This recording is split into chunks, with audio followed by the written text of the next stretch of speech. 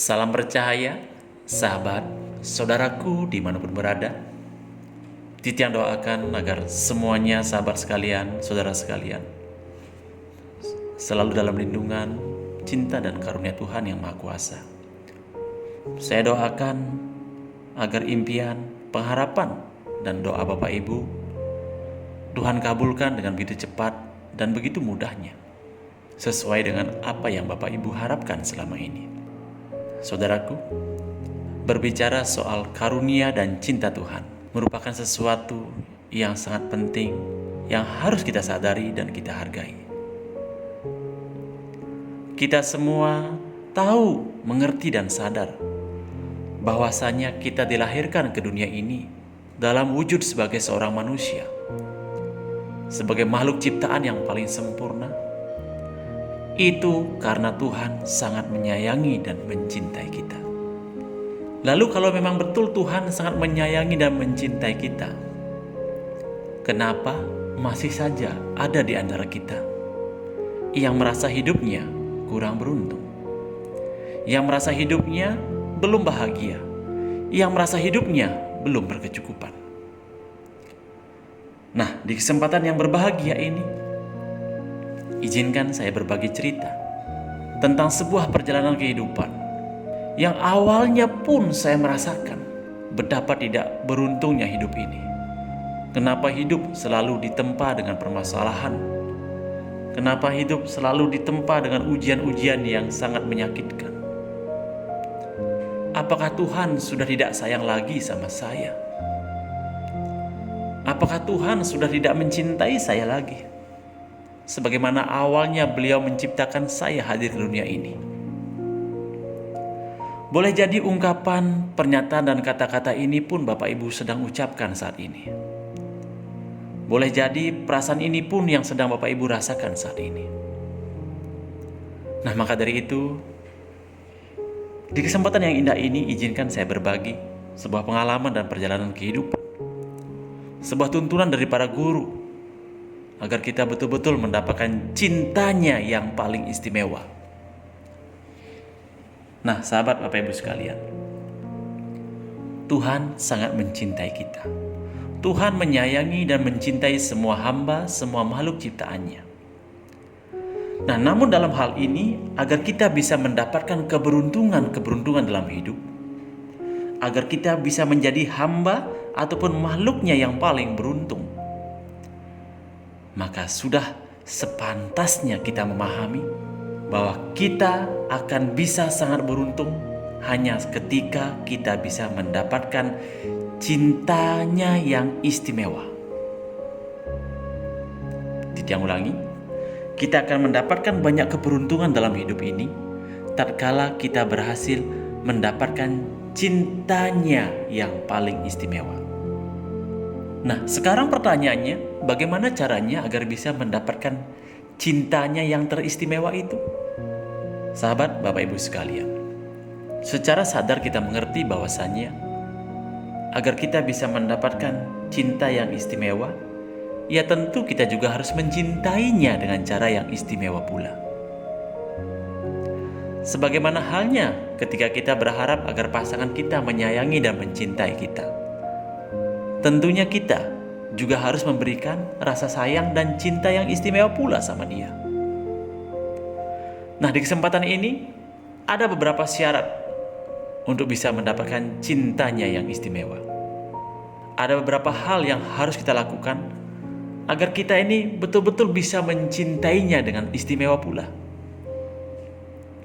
Bahkan seorang sahabat pernah berkata, "Kenapa ya untuk menumbuhkan rasa cinta yang istimewa sama Sang Pencipta kita, itu kok tidak semudah kita mendapatkan rasa cinta sama orang yang sangat kita idolakan?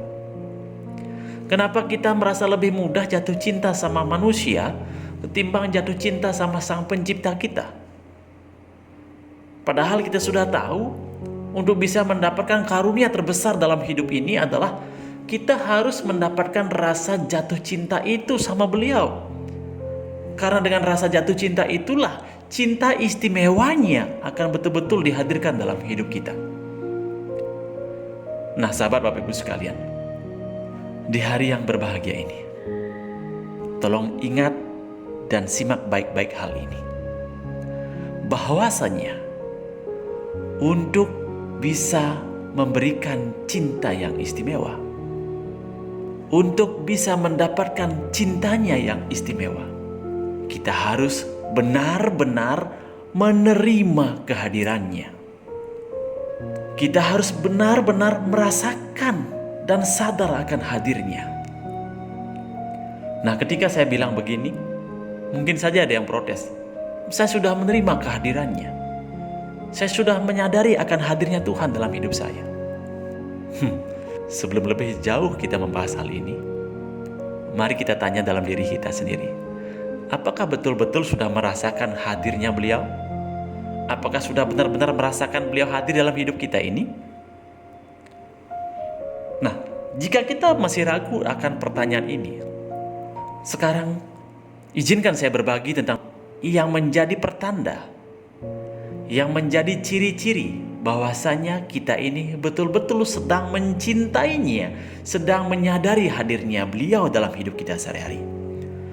Nah, yang pertama, kalau kita sudah merasa menerima dan meyakini, menyadari hadirnya Beliau dalam hidup kita, yang pertama, kita pasti akan merasa selaras pada Beliau. Kita akan merasakan bahwa Tuhan itu terasa lebih selaras dalam hati kita selain diri kita sendiri.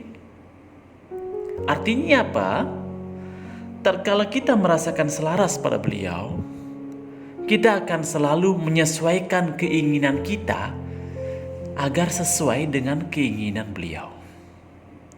Contoh kecil, ketika kita menginginkan untuk mendapatkan sesuatu, maka kita akan menyelaraskan keinginan kita itu sesuai dengan aturan Beliau. Dalam hal ini, dinyatakan dalam pengetahuan semesta, untuk mendapatkan sesuatu, kita harus mendapatkannya dengan cara yang baik. Nah, ketika kita berupaya mendapat sesuatu dengan cara yang baik tanpa membuat hati orang lain terluka, tanpa merugikan orang lain, bahkan bisa membuat orang lain merasa sangat diuntungkan, itulah yang disebut dengan mewujudkan keinginan yang selaras dengan keinginan Beliau. Kalau kita sudah berbuat sesuatu yang selaras dengan keinginan Beliau, maka secara otomatis kita ini akan menumbuhkan rasa cinta pada Yang Maha Kuasa itu sendiri.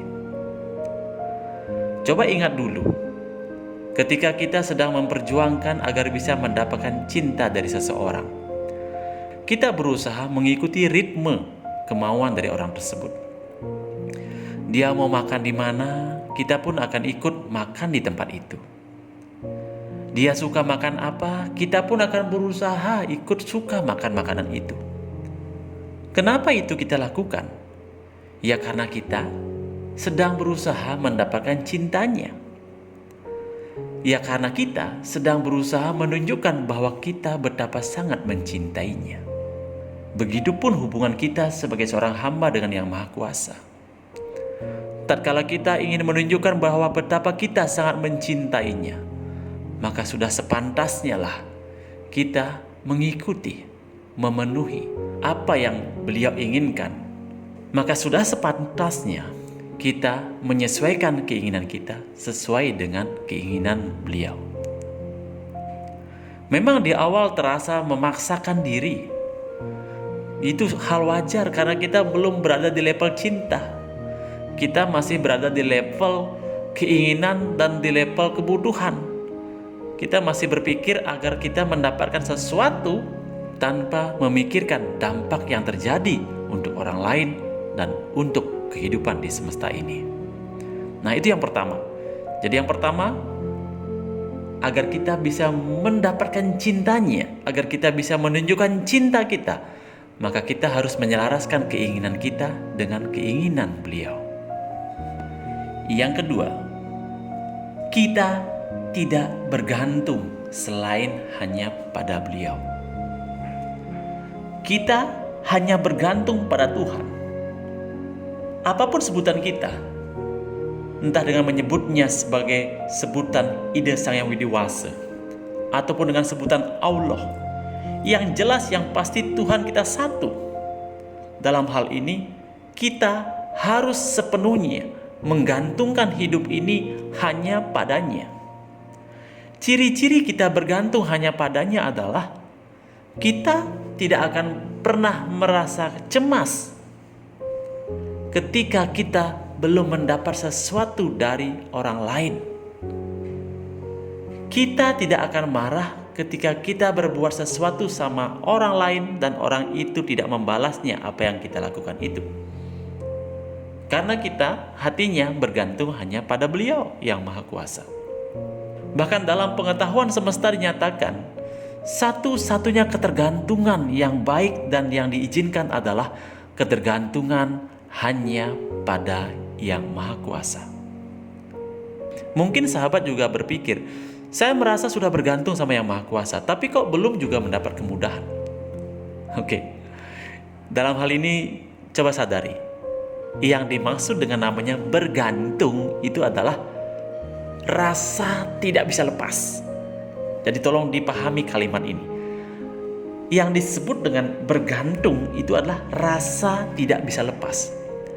Tapi kalau hanya berucap bergantung padanya, namun dalam keseharian kita sering mengabaikan Beliau, sering melupakan Beliau, sering tidak sadar adanya Beliau, itu berarti belum bergantung.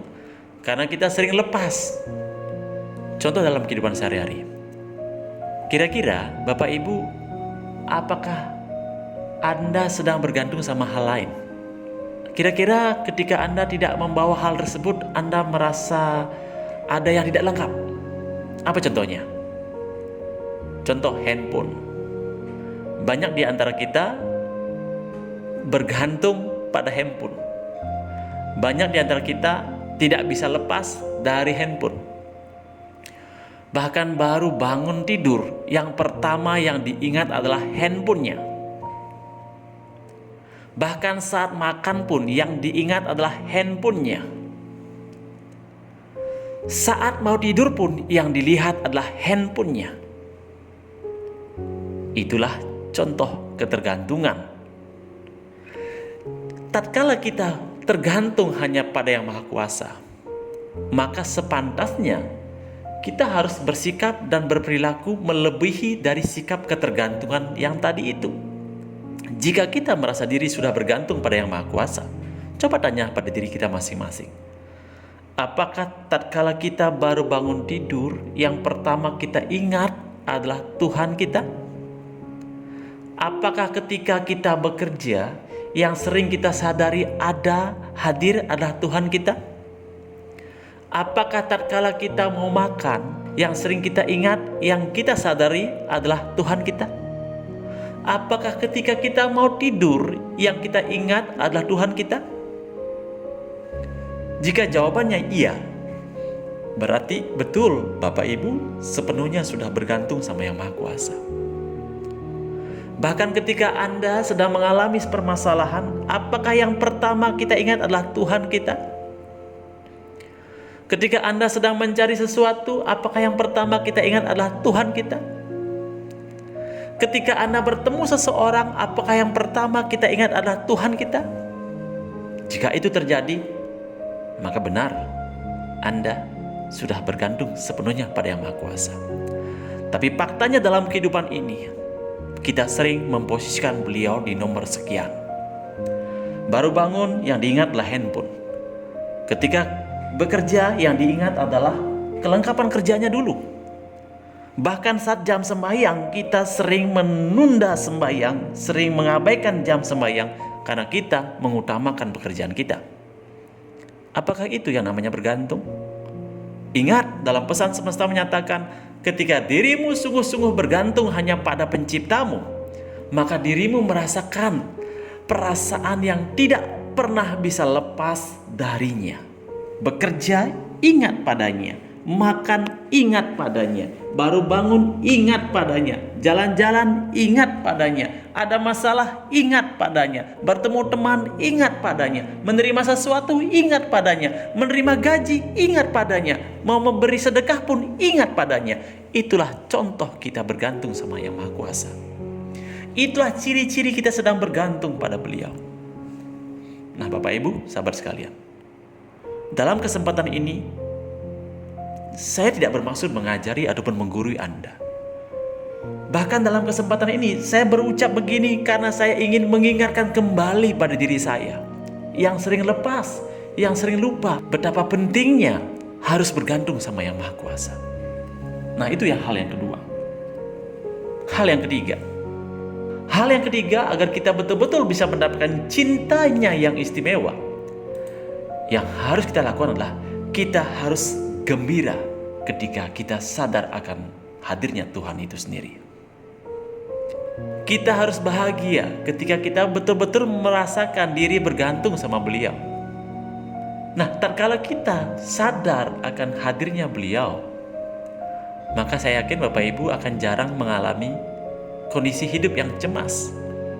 Anda akan merasa lebih tenang dalam hidup ini. Kita akan gembira ketika sadar beliau hadir. Padahal kapan sih Tuhan itu tidak hadir? Kapan sih Tuhan tidak ada dalam diri kita, dalam kehidupan kita? Beliau itu selalu hadir, terkecuali kita sendiri tidak sadar akan kehadirannya. Saya ulangi lagi, bahwasannya Tuhan itu selalu hadir dalam kehidupan kita, dalam keseharian kita, dalam setiap permasalahan kita, terkecuali ketika kita tidak sadar akan kehadirannya. Artinya apa?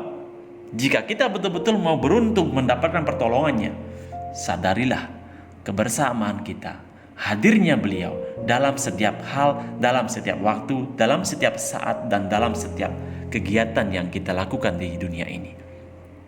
Bahkan tidak jarang ketika kita lupa akan hadirnya beliau, Tuhan mengingatkan kita. Tuhan memanggil kita. Untuk apa? Untuk bersujud bersimpuh di hadapannya. Bahkan saking kita lupanya, saking kita lalainya menyadari kehadiran beliau, Tuhan turunkan permasalahan, Tuhan turunkan ujian. Agar apa? Agar kita ingat akan hadirnya beliau. Nah sahabat Bapak Ibu sekalian, yang hari ini Anda sedang diuji, bersyukurlah. Kenapa bersyukur? Itu karena Tuhan masih sayang sama Anda. Karena dengan ujian itulah beliau bermaksud memanggil Anda agar lebih mendekat lagi, lebih taat lagi, dan lebih bergantung lagi hanya padanya. Nah saya bisa berucap begini karena apa? Karena dulu saya merasakan betapa seringnya diingatkan tapi saya lupa dan tidak sadar akan hal itu. Karena saya pernah merasakan, saya pernah ingkar, saya pernah menduakan beliau, saya pernah bergantung tidak pada beliau. Dan di hari yang baik ini, saya berharap Bapak Ibu tidak harus mendapatkan rasa sakit dulu yang saya alami itu. Karena sakitnya betul-betul tidak enak. Dan itu terjadi karena apa? Karena kita tidak mendapatkan cintanya yang istimewa. Karena apa? Karena kita tidak sadar akan hadirnya beliau, kita tidak sadar bahwa kita harus bergantung hanya pada beliau, dan kita tidak merasa gembira ketika sadar bahwa beliau hadir dalam hidup kita ini. Nah itu hal yang ketiga. Yang keempat, hal yang mencerminkan bahwa kita ini mencintai beliau, yaitu kita tidak takut pada apapun juga karena kita menyadari sedang bersamanya. Contoh, tatkala kita menghadapi permasalahan dalam hidup, tapi saat kita menghadapi masalah, kita tidak merasakan dan tidak menyadari sedang bersama Tuhan yang Maha Kuasa, maka kita akan galau, kita akan panik luar biasa. Namun tatkala kita menyadari akan hadirnya beliau, kita akan merasa bagaimana? Kita akan merasa hati lebih plong. Karena apa? Kita yakin dan percaya, apa sih permasalahan yang tidak bisa Tuhan selesaikan? Apa sih problema, penyakit, beban hidup kita yang tidak bisa Tuhan selesaikan dalam hitungan sekejap? Nah, tinggal tunggu waktu saja, tinggal menunggu restunya beliau, maka semua itu akan selesai. Nah, dalam rangka mendapatkan restu beliau, hal yang harus kita dapatkan adalah dapatkan cintanya yang istimewa. Caranya bagaimana? Ya lakukan cara tadi itu. Selaraskan hati padanya, merasa tentram dan bergantung hanya padanya, selalu gembira karena sadar akan hadirnya beliau. Karena dengan cara itulah kita bisa menunjukkan bahwasanya kita betul-betul cinta padanya. Nah, itu hal yang keempat. Hal yang kelima yang harus kita lakukan agar betul-betul mencerminkan diri yang cinta pada beliau adalah merasa diri selalu diawasi oleh beliau. Sahabat Bapak Ibu sekalian, tatkala kita merasakan diri selalu diawasi oleh beliau, maka kita akan sangat takut untuk berbuat dosa. Tatkala kita merasa selalu diawasi dan diperhatikan oleh beliau, maka kita akan sangat takut untuk berkhianat. Tatkala kita merasa diawasi oleh beliau, maka kita akan sangat malu ketika kita telat dalam sujud. Kita malu ketika kita ngomongin kejelekan orang lain. Kita malu ketika harus memfitnah orang lain. Kita malu ketika harus bermalas-malasan. Kita malu ketika kita banyak membuang-buang waktu dengan mengeluh. Kita malu ketika kita tidak mau bersyukur. Itulah pertanda kalau kita sedang merasa diawasi oleh beliau. Kita harus melakukan sesuatu yang bisa mengambil perhatiannya. Coba ingat dulu ketika Bapak Ibu sedang mendekati seseorang. Anda berusaha melakukan segala hal yang penting bisa mendapatkan perhatiannya. Anda berusaha memberi sesuatu yang penting bisa menarik perhatiannya. Nah, dalam kehidupan ini juga sama. Untuk bisa mendapatkan cinta istimewanya beliau, kita harus melakukan sesuatu yang bisa mengambil perhatian beliau. Contoh, bangun lebih awal, bersyukur lebih banyak, berbuat baik lebih sering, membantu orang lebih banyak, berbuat sesuatu yang ranahnya tujuannya untuk kesejahteraan dunia. Saat sujud datang lebih awal, pulang paling akhir. Nah, itulah contoh ciri-ciri perilaku yang bisa mengambil perhatian beliau.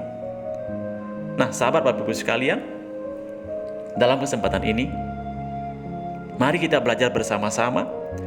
Mari kita ingatkan diri kita masing-masing. Saya bicara di sini bukan berarti saya paling baik jadi manusia. Saya pun masih tahap belajar. Saya pun sering berbuat salah. Saya pun sering berbuat keliru. Makanya saya buat konten ini semata-mata untuk mengingatkan diri saya sendiri. Dan saya pun berharap agar apa yang saya ucapkan ini juga bisa bermanfaat untuk Bapak Ibu sekalian. Tetap semangat, tetap jaga hati, jaga pikiran dan jaga ucapan demi keberkahan yang sejati itu. Mari dapatkan cinta istimewanya dengan memberikan cinta yang istimewa kita pada beliau. Rahayu, salam jiwa tercerahkan dan hidup merdeka.